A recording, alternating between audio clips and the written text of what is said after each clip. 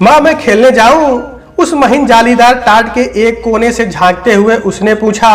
नहीं सुनैना, दो टूक जवाब देकर वो फिर से मसरूफ हो गई अपनी होठों की रंगत को चटक करने में। आंखों में आज भी सूरमा सजाया था उसने। अरे ओ सुन्नी की अम्मा, अब बिजली गिराएगी क्या आंखों से? हम सब भस्म हो जाएंगे यही। गिलौरी चबाते हुए लाल पीक कोने में मारते हुए गुलाबों ने कहा। अरे भस्म हो जाओ ना यहीं, बहाने टंटा खत्म हुए, मले छिन सवेरे सवेरे आई जाए है। मन में बुदबुदाते हुए रागिनी ने कहा। रागिनी, हाँ यही नाम तो था उसका, पर अब किसे याद है? अब तो उसकी सासें भी चंपा नाम पहचान गई थी जब से वो रंग बाजार के खोली नंबर 8 में आई थी। साज श्रृंगार के बाद चंपा ने लोटे का जल उठाया और सामने की सीढ़ियों से होते हुए ऊपर छत की ओर बढ़ चली। एक माटी के गमले में तुलसी लगाया था उसने, जिससे उसमें एक आत्मा बंधी थी अपने विश्वास की डोर से। जल देने के बाद उसी दीवार की टेक लेकर बैठ गई चंपा और खो गई शून्य में। हाँ शून्य में, क्योंकि उन इत्र से गमकते मोहल्ले की गलियों में हवा भी आजाद ना थी। वो क्षितिज नहीं मिल सकता था ख्यालों के समंदर का, ना ही सपनों का। इंद्रधनुष पर उस अपने शून्य में उसने बहुत से उम्मीद संजो रखे थे। माँ बापू भैया को इतना प्यार करते हैं, मुझे बिल्कुल भी नहीं ना। 12 साल की रागिनी ने कुछ मचलते हुए कहा। ना मेरी लाडो, बापू और मैं तो तेरे से बहुत प्रेम करे हैं। क्या हुआ मेरी गुड़िया को? माँ ने आंचल में हाथ पोंछते हुए कहा। फिर बापू मुझे मेला में क्यों नहीं जाने देते? भैया तो चला गया, उसे 10 रुपए भी दिया बापू ने। रागिनी गुस्से को बरकरार रखते हुए बोली। मुझे भी जाना है, पूजा ज्योति और उमा भी जा रही है, हमको भी जाना है अम्मा, जाए दो ना। बिटिया बापू गुस्सा करेंगे, लड़की जात अकेले कैसी जाएगी तुम सब? अम्मा दिन डूबने के पहले आ जाऊंगी ना। अच्छा जा, ये ले 10 रुपए, कुछ खाए पी लेना। और खुश होकर निकल गई रागिनी उस रोज। एक ही गलती हो गई उससे, जो उसने उमा के बाप पर भरोसा कर लिया कि वो घर छोड़ देगा उसे। जबकि सारी लड़कियां अपने घरों को लौट गई और रागिनी उमा के साथ अपने मिट्टी के बर्तन दिखाने में उलझी रह गई।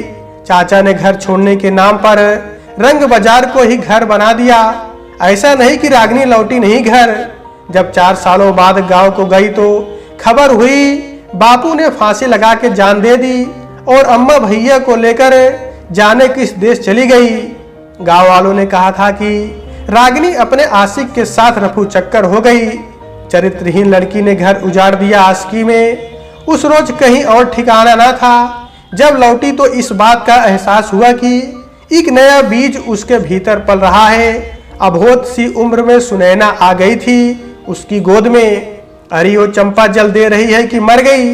आ नीचे, तेरी करमजली ने क्या उत्पात दिखाया है देख। ख्यालों से बाहर आकर जब दौड़ी दौड़ी नीचे पहुंची तो पाया कि सुनैना हाथ में पत्थर लिए खड़ी है और एक आदमी दर्द से बिलबिला रहा था। क्या हुआ बेटा? आंचल में सुनैना को समेटते हुए उसने पूछा। अरे मुझसे पूछ, बड़ी सावित्री बनी फिरती है तेरी बेटी। बित्ते भर की औकात और नखरे तो देख महारानी के। ग्राहक ने हाथ क्या लगाया, बिदक के पत्थर मार दिया। अरे रंग बाजार में जन्मी है कुलच्छनी, तो लक्ष्मी बनने के सपने मत पाल। बिफरते हुए गुलाबों ने सुना दिया। बच्ची है वो अभी, बख्श दो उसे। खबरदार जो कोई सुनैना के पास आया तो। जलते हुए रागिनी ने उसका हाथ पकड़ा और कमरे में चली गई। माँ मैंने कुछ गलत किया क्या? ना मेरी बच्ची, तू भूल जाए सब। अगली सुबह बहुत कुछ बदल चुका था। गुलाबों ने बखेड़ा खड़ा कर दिया। इसकी बेटी के नखरे रोका नहीं तो हम सबन के पेट पर लात मारेगी। ए जीजी कुछ करो, वरना सबकी दुकान बंद होगी और भूखे मरेंगे सब। जीतन बाई के पास पहुंच गई थी गुलाबो, इस रंग बाजार की मालकिन। क्यों रे चंपा, तेरी बेटी को स्कूल भेजा जाए, एक गलती थी क्या हमारी जो ए तेवर दिखा रही है? धंधा नहीं करेगी तो क्या करेगी? जीजी बच्ची है ये अभी, और मैं नहीं चाहती कि मेरी बेटी इस दलदल में आए। शांत मगर निश्चय पूर्वक बोली रागिनी। बहुत जुबान चलनी लगी है तेरी। इतने साल इसलिए नहीं पेट पाला इस पाप का, कल ही सुन्नी की नथ उतराई होगी। खबर फैला दो, बोली कल लगेगी। जीतन बाई उठ गई इतना बोलकर। रात भर जागते हुए और एक जंग अंदर अंदर लड़कर कटी रागिनी की, और सुबह जीत हुई एक औरत की, एक माँ की। सब आए सुनैना को ले जाने के लिए। ए सुन्नी चल। सुनैना निरीह की तरह माँ की ओर नजर डालने को थी कि रागिनी गरज उठी, खबरदार जो मेरी बेटी को हाथ लगाया काट डालूंगी। मेरी बेटी इस धंधे में नहीं आएगी जीजी, मानना हो तो मानो वरना आर या पार आ जाओ। डर के सब किनारे हो गए। हंसिया हाथ में लिए चंडी लग रही थी रागिनी।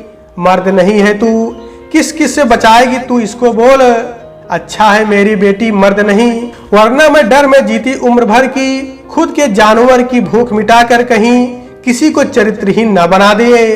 मेरे बाप को सजा में मौत मिली क्योंकि उसकी बेटी चरित्रहीन बताई गई, क्योंकि किसी का जानवर जाग उठा था। मेरी बेटी मुझसे नहीं बनेगी, समझी? चल हट किनारे, नहीं तो काट दूंगी। 8 साल बाद माँ कैसी लग रही हूँ। पुलिस की वर्दी में सुनैना मुस्कुरा रही थी और रागिनी के सुनने वाले सपने भी। तो दोस्तों आज की वीडियो में बस इतना ही। अगर कहानी आपको पसंद आई है तो कृपया चैनल को जरूर सब्सक्राइब करें। तो दोस्तों नमस्कार।